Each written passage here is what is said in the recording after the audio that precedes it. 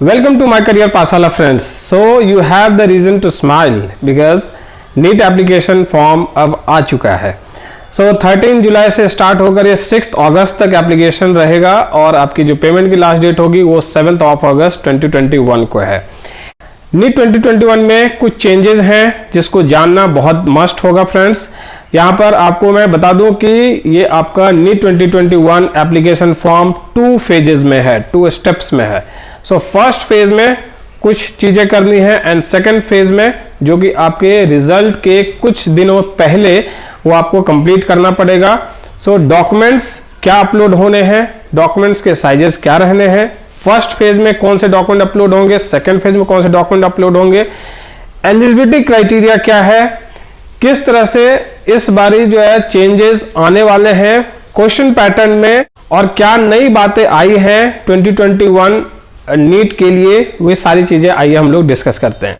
So first of all मैं आपको पहले ये दिखाना चाहूंगा कि अगर नीट एप्लीकेशन फॉर्म कोई बच्चा फिल करेगा तो वो स्मार्टली कैसे अपने टाइम को सेव करके without going through each and every page and lines of NEET brochure वो कैसे कंप्लीट कर सकता है।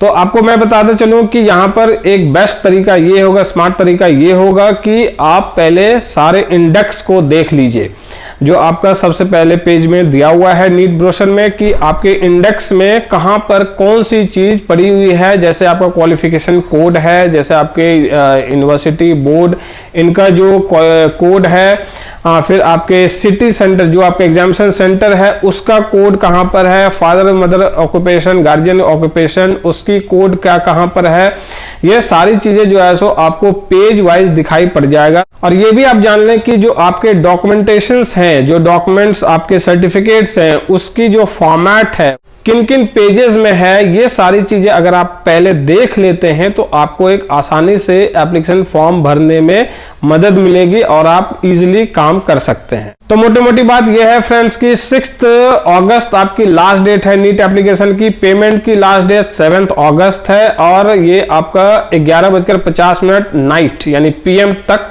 ये आपके अवेलेबल होगा। और इसके बाद जो आपका करेक्शन विंडो ओपन होगा नीट एप्लीकेशन का वो है 8 to 12 अगस्त।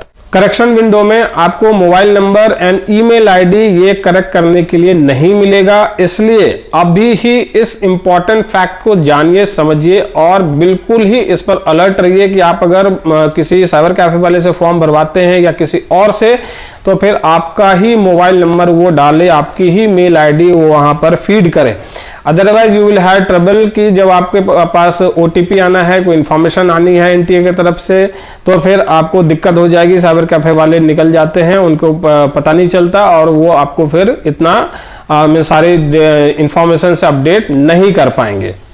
नीट एप्लीकेशन 2021 की जो कॉस्ट है फ्रेंड्स वो जनरल कैटेगरी के बच्चों के लिए 1500 है, EWS OBC NCL के लिए 1400 है, SC ST PWD and transgenders के लिए 800 है एंड फॉर अदर्स जो आपके नेशनल फॉरेन नेशनल्स हैं या फिर आपके जो अदर सिटीजन्स हैं मीन्स जो बाहर से फॉर्म भर रहे हैं उनके लिए 7500 कॉस्ट रखी गई है 2021 एप्लीकेशन नीट के लिए।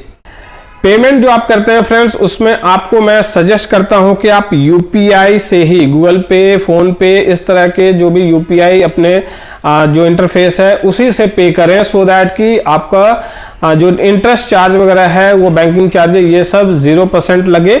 सो प्रेफरेबली आप डेबिट कार्ड से भी कर सकते हैं, उसमें भी आपके 0% चार्जेस हैं, बट प्रेफरेबली मैं समझता हूं कि अगर UPI है तो ज्यादा बेहतर होगा। जो अनाउंसमेंट है डेट्स के फ्रेंड्स वो है आपका कि 12 सितंबर एग्जामिनेशन डेट है, पता है आपको, और एडमिट कार्ड अपलोड होगा वो होगा 9 सितंबर को। इसलिए ये आपको ध्यान रखना है कि आपको पहले टेंशन में नहीं आना कि एडमिट कार्ड नहीं आया, एडमिट कार्ड नहीं आया, कब आएगा, कैसे आएगा।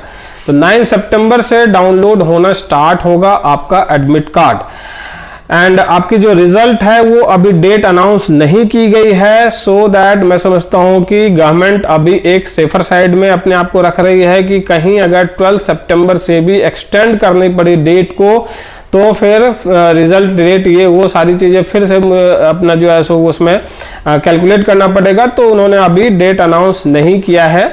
सपोजिटली अगर 12 सितंबर को हो जाता है तो जैसे चलता रहा है कन्वेंशनली वैसे ही 12 अक्टूबर तक आपका रिजल्ट भी आने के चांसेस पूरे हैं। इंपॉर्टेंट फैक्ट यह भी आपको जानना चाहिए फ्रेंड्स कि फॉर्म भरकर, यानी कि जो आप नीट एप्लीकेशन फर्स्ट फेज का अभी जो फॉर्म भरेंगे उसके बाद एक कॉन्फर्मेशन पेज आता है। एप्लीकेशन नंबर आप नोट कर लेना, रजिस्ट्रेशन पहले करना होगा, फिर आपका लॉगिन आईडी क्रिएट हो गया, लॉगिन आईडी पासवर्ड से आप जब फिर से लॉगिन करेंगे एप्लीकेशन फॉर्म के लिए तो फिर वहां पर आपका कंप्लीट होने के बाद कॉन्फर्मेशन पेज होता है, उसे आप डाउनलोड करके प्रिंट रख लेंगे और 2 4 5 6 प्रिंट आप उसकी रख लीजिए, ईमेल में डाल दीजिए सो दैट कि वो आपका मिसप्लेस ना हो। बहुत ही इंपॉर्टेंट डॉक्यूमेंट आपका होने जा रहा है।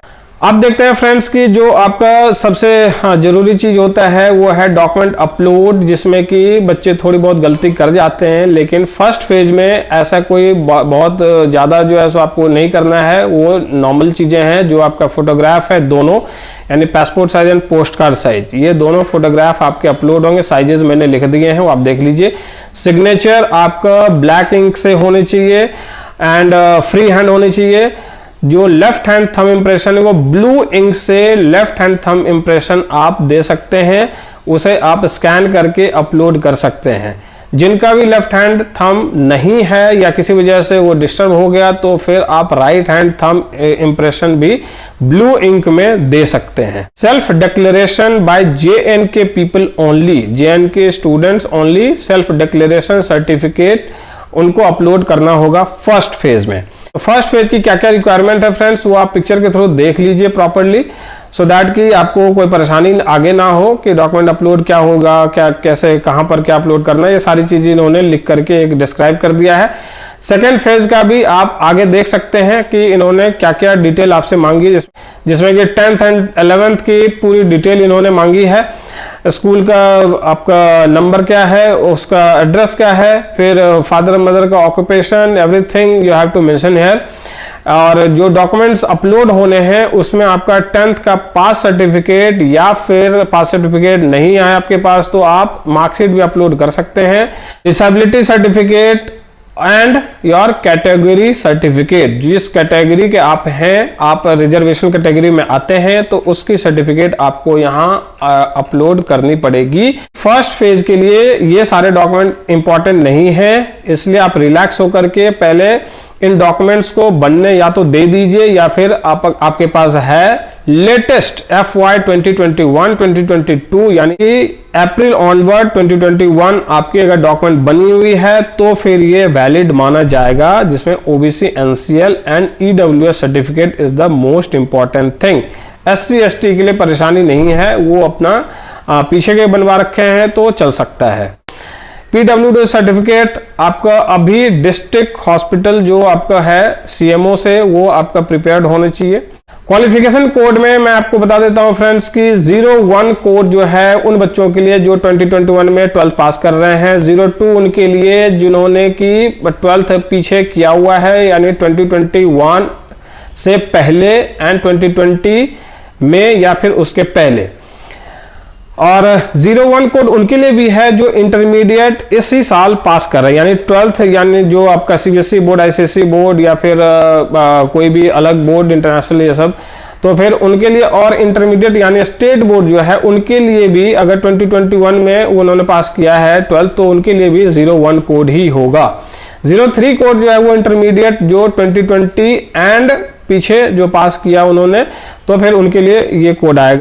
04 कोड होगा फ्रेंड्स उनके लिए जो प्री मेडिकल कोर्स में पढ़ रहे हैं या फिर प्रिपरेटरी कोर्स में पढ़ रहे हैं, जो इंडिया में शायद ही कहीं पर हो रहा है। Science colleges and medical college में होता है जनरली, इंडिया में शायद ही कहीं होता है, तो फिर ये आपके लिए कोड होगा 04। इसके बाद है BSc first year, second year, third year, जिनका BSc अभी कंप्लीट नहीं हुआ है। अदरवाइज BSc के अलावा भी कोई कोर्स कर रहा है बच्चा और उसका 12th ग्रेड में PCB था, यानी physics chemistry bio as main subject था, then the person can apply for NEET and put the code as 05। BSc और इक्विवेलेंट टू ग्रेजुएशन जिनका भी 12th ग्रेड में बायो रहा है वो बच्चे 06 कोड डालेंगे एंड 07 कोड उनके लिए है जिनका कि मेडिकल कोर्स में या फिर किसी और कोर्स में फिनिश हो चुका है सब कुछ, बट उनका 12th ग्रेड में bio as a main subject था, तो वो स्टूडेंट 07 कोड डाल सकते हैं। कुछ एक इन्फॉर्मेशन ऐसी है फ्रेंड जिसमें कि कुछ अभी जो है एक टेंटेटिव आइडिया है, जिसमें कि एज, मैक्सिमम एज का जो क्राइटेरिया है वो अभी तक 25 इयर्स रखी गई है, बट फिर भी 25 प्लस जो है वो भी फॉर्म फिल कर सकते हैं, क्योंकि सब्जेक्ट टू अभी सुप्रीम कोर्ट डिसीजन है ये। तो अभी तक जब तक सुप्रीम कोर्ट इस पे कोई डिसीजन नहीं दे देता है तब तक आप एप्लीकेशन फॉर्म नीट का भर सकते हैं, आप नीट एग्जामिनेशन लिख सकते हैं।